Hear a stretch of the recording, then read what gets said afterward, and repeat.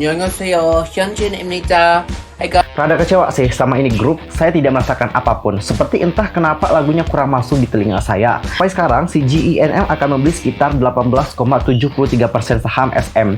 Ini berarti bahwa SM Entertainment menjadi keluarganya si G, yang dianggap memplagiat series ternama Netflix, yaitu Squid Game.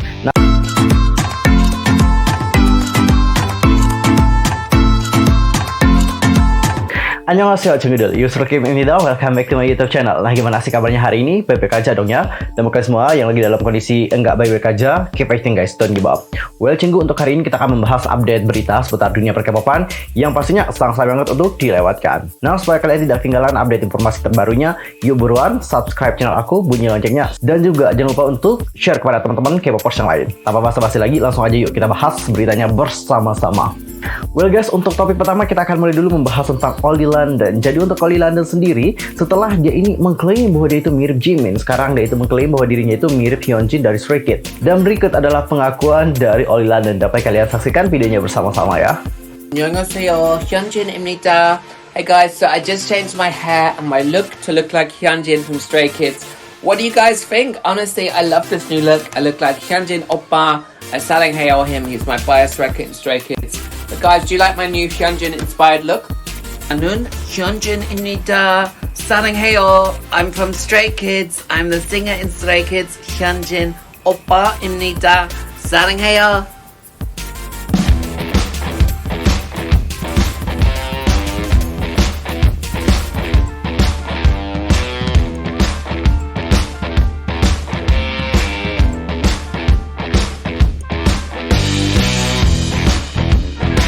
Wah, kenapa nih Oli London? Ada apa dengan Oli London? Kenapa dia sekarang menyebutkan bahwa dia itu bilang mirip Hyunjin? Tapi jujur ya guys, secara pribadi ini, setelah dia itu menyebutkan siapa-siapa idol K-pop yang dia suka gitu ya kan, mulai dari Felix, habis itu Baekhyun juga. Tapi untuk yang dia bilang mirip sama dia itu baru Hyunjin deh, sama Jimin. Seperti itulah yang aku perhatikan sampai saat ini. Makanya dia kayak manjangin rambutnya gitu ya kan, ngikutin stylenya Hyunjin. Sebenarnya untuk Oli London sendiri, nggak ada yang perlu kita ini banget sih, sampai marah banget enggak sih menurut aku ya. Karena dia di sini cuman kayak entertainment aja sih. Ya mungkin entertainmentnya Oli London itu ngebuat kalian juga merasa kayak risih juga ya kan. Pasti risih dong, karena kalian menganggap apaan sih gitu, kayak ngeganggu apa gue banget gitu. Selama dia enggak mengganggu privacy artisnya menurut aku ya, kita juga nggak perlu sih nge-hate banget sih.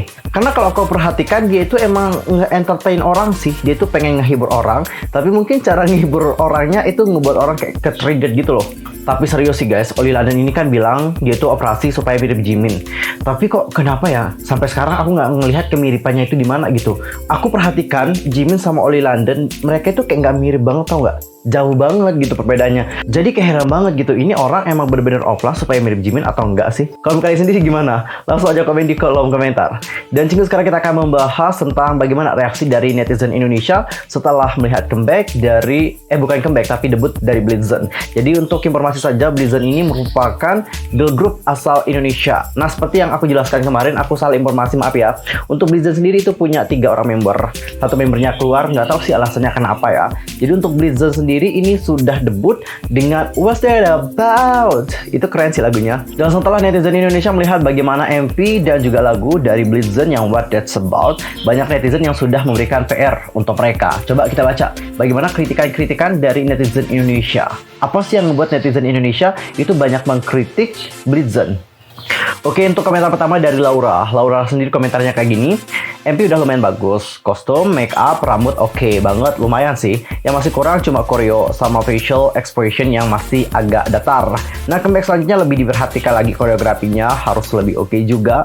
Dan untuk dance-nya harus lebih energik dong. Power dan juga shapeness-nya ditingkatin lagi. Ekspresi wajah harus lebih berani dong. Dan all out, jangan ragu-ragu. Makasih buat agensi yang sudah mempersiapkan Blitzen dengan baik. Semoga masukan ini bisa diperhatikan. Blitzen punya banyak potensi yang bisa berkembang dan semakin bagus lagi nanti. Oke, lanjut kita ke yang kedua. Selamat atas debutnya Blitzen, izin memberi kritik ya. Oke, setelah menonton musik video ini, saya tidak merasakan apapun. Seperti entah kenapa lagunya kurang masuk di telinga saya, atau karena konsep dan editing dari MV-nya agak monoton dan juga nanggung. Bagi saya pribadi, MV ini tidak meninggalkan kesan apa-apa. Untuk lagunya, antar musik dan juga suara seperti kurang menyatu, tapi masih bisa didengar kok. Semoga di project selanjutnya bisa lebih diperhatikan lagi untuk editing lagunya. Saya mengantisipasi live stage dari Blitzen. Fighting. Congrats Blitzen, menurut saya ya, lagunya ini punya potensi tapi masih berkesan kosong. Mungkin lain kali boleh ditambah harmonisasi atau adlibs seperti girl group lainnya, karena hal ini bakal berpengaruh banget sama lagu kalian yang melodinya udah enak. Sekali lagi selamat, can't wait.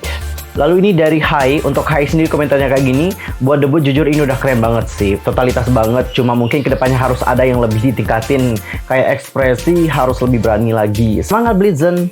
Kualitas MP-nya wow banget, keren parah, lagunya juga bagus, selamat atas debutnya Blitzen. Lagu bagus, suara bagus, hanya saja ekspresi muka, mimik mukanya masih kaku, sama kualitas warna kameranya kurang, konsepnya sih keren, next semoga kami berikutnya lebih bagus lagi. Terlalu berekspektasi tinggi gua, taunya masih bagus VOD ini mah. Rada kecewa sih sama ini grup. Dulu excited banget pas kenalan pro ini karena cantik-cantik plus berbakat. Tapi pas mau debut anggotanya keluar satu, terus pas debut lagunya gak nyantol. Bahkan MP-nya kayak gak ada ciri khas. Well guys, itu adalah kritikan-kritikan dari netizen Indonesia. Seperti yang aku lihat, kritikan mereka itu lebih kepada facial expression dari member Blitzen-nya. Dan seperti yang aku lihat kemarin, emang sih untuk facial expression-nya kurang berani. Jadi dikarenakan ekspresinya agak kurang keluar gitu ya kan, karismanya nggak terpancar. Mungkin tatapan mata nanti next time lebih kayak tajam gitu loh.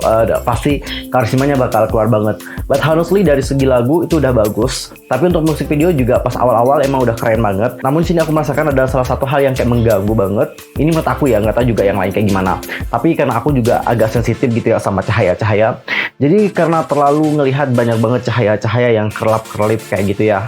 Banyak kalian kayak gitu, itu ngebuat kayak nggak nyaman gitu di mata. Ini untuk aku yang agak sensitif sih guys sama cahaya-cahaya yang kelap-kelip. Kalau kalian mungkin yang normal penglihatannya atau yang normal banget, untuk melihat cahaya-cahaya kayak gitu pasti nggak masalah. Tapi untuk orang-orang seperti aku yang agak memiliki problem terhadap cahaya-cahaya seperti itu, pasti kita juga agak kurang nyaman gitu matanya untuk melihat. Tapi jujur sih untuk Blitzen sebenarnya mereka tuh keren banget ya, sumpah. Coba deh kalian lihat kostum mereka udah keren. Habis itu untuk vokalnya gila, pokoknya kayak keren banget. What's that about?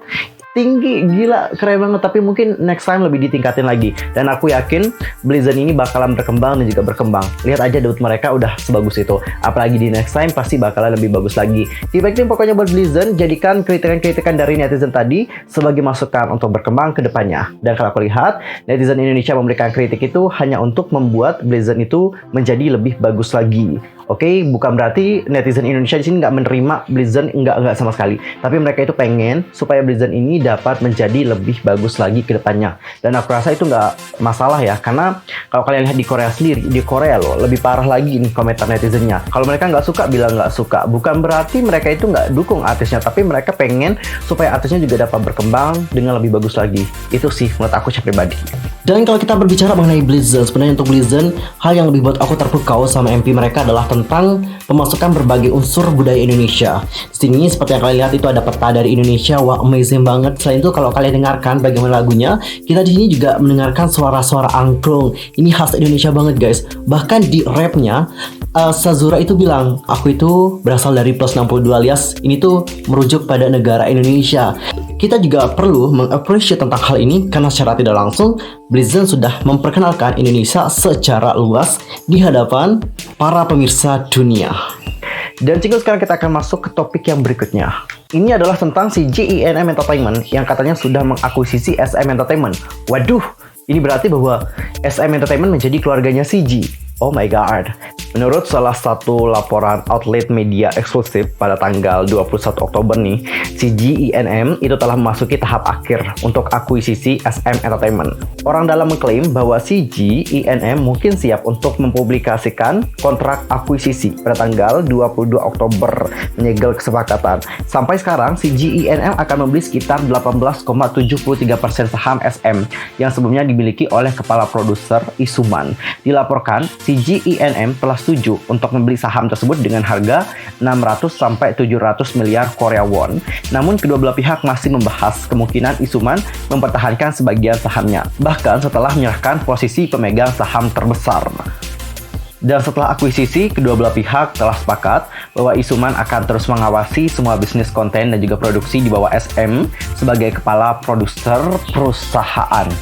Kalau seandainya emang udah fix diakuisisi sama CG, berarti ini menandakan bahwa CG juga memiliki pengaruh yang besar terhadap SM Entertainment. Melihat Isuman ini merupakan pemegang saham utama di SM dan dia juga memiliki pengaruh yang besar terhadap SM, jadi kemungkinan CG juga akan seperti itu. Nah, buat yang belum tahu, CG ini juga merupakan salah satu raksasa hiburan, bukan raksasa hiburan tapi raksasa agensi di industri Korea sana. Mereka itu punya perusahaan luas, nggak cuma dalam bidang musik tapi juga dalam berbagai bidang lainnya. Salah satunya adalah tentang pembuatan film kayak gitu. Dan untuk CG ya, perlu kalian tahu mereka itu juga kerap kali loh kerja sama Indonesia untuk membuat sebuah film. Banyak loh film-film dari CG di Indonesia. Salah satu yang aku tahu sih kayak yang Sunyi sama yang Sweet 20. By the way, kalau seandainya saham dari Isuman itu telah dibeli sama CG, apakah ini juga akan menandakan bahwa artis dari SM Entertainment itu akan banyak muncul di Mnet? Seperti yang kalian tahu, Mnet kan juga merupakan keluarganya dari CG, dan Mnet ini juga yang punya Mama. Dan kalau kita lihat bagaimana historinya, bagaimana sejarahnya, itu kan banyak sekali hal buruk. Salah satunya adalah apa yang terjadi sama EXO di Mama tahun 2017. Jadi dengan adanya akuisisi ini, apakah mereka sudah berbaikan? Tapi untuk berbaikannya SM sama CG juga udah banyak terlihat sih. Hal itu juga dapat kalian lihat bagaimana Boa dan juga Taeyong menjadi mentor di Street Woman Fighter. Seandainya kalau kedua agensi ini punya problem, pasti artis mereka nggak akan muncul gitu di program tersebut. Ya, apapun yang terjadi, kita harapkan yang terbaik saja. Semoga dengan akuisisi ini itu tidak merubah apapun yang terjadi di SM Entertainment. Dan tolong dicatat, katanya Isuman juga tetap akan mengawasi setiap produksi konten ataupun bisnis di SM Entertainment. Jadi kita harapkan semoga nggak ada yang berubah dari SM Entertainment, karena SM Entertainment itu punya ciri khas tertentu, dan aku maunya ciri khas dari SM itu tidak pernah berubah sepanjang waktu dan akan terus sama. Dan juga untuk topik terakhir, sekarang kita akan membahas tentang program asal Tiongkok namanya adalah Squid Victory. Ini dituduh telah melakukan plagiat terhadap Squid Game. Kok dapat seperti itu ya? Salah satu penyedia layanan OTT di Tiongkok, Youku, itu tuai kritikan terhadap program terbaru mereka yang dianggap memplagiat series ternama Netflix, yaitu Squid Game. Nah, program tersebut bertajuk Squid Victory, yang mana akan memiliki konten tantangan dari berbagai game masa kecil yang menggunakan kekuatan fisik serta kecerdasan. Logo dari judul program tersebut juga memiliki berbagai elemen khas Squid Game, yaitu bentuk lingkaran, persegi, dan segitiga berwarna merah muda. Dan netizen Tiongkok itu melontarkan berbagai kritikan terhadap program Youku tersebut dan dianggap telah memplagiat serta memparodikan dari series Squid Game. Hingga saat ini, Youku selaku penyedia layanan OTT yang akan menayangkan program tersebut masih belum merilis pernyataan apapun terkait kritikan terhadap program Squid Victory. Waduh, jujur sih ya, kalau kita ngelihat namanya aja ini udah negative thinking guys. Judulnya udah Squid Victory, habis itu tentang permainan masa kecil, ya udah pasti ngarahnya ke Squid Game gitu. Kalau aku sebagai netizen Tiongkok juga pasti bakalan mikirnya gitu. Nah, kenapa netizen Tiongkok mengkritik program tersebut padahal itu kan berasal dari negaranya? Karena gini guys, kalau program itu ditayangkan, impact-nya kemana lagi? Ke Cina. Karena nanti Cina ini dianggap telah memplagiat berbagai program Korea. Jadi nggak heran kalau netizen Tiongkoknya itu pasti mengkritik habis-habisan program tersebut. Sama kayak kita netizen Indonesia, kalau ada artis Indonesia ataupun program-program di Indonesia yang menjiplak program di Korea ataupun menjiplak artis di Korea, pasti kalian juga nggak kritik karena kalian takut nama dari Indonesia itu bakalan tercemar. Jadi nggak heran kalau banyakkan netizen dari negaranya sendiri itu pasti akan mengkritik habis-habisan siapapun yang melakukan plagiat terhadap karya orang, apalagi karya dari negara lain. Gitu guys. Oke, Cinggu, berita tadi menutup perjumpaan kita untuk hari ini. Saksikan update berita dari dunia perkepopan di next time di channel aku. Pastikan untuk subscribe supaya kalian tidak ketinggalan update informasi terbarunya. I'm Yusuf Muhammad. Aku mohon maaf sekali lagi kalau ada kesalahan baik dalam ucapan, sikap, tindakan, dan sebagainya. I'm so sorry. Dan mungkin ada kesalahan informasi, jangan sungkan-sungkan untuk koreksi aku dengan cara komen di bawah. See you next time di video berikutnya. Thanks for watching. Annyeong. Kamsahamnida. Goodbye.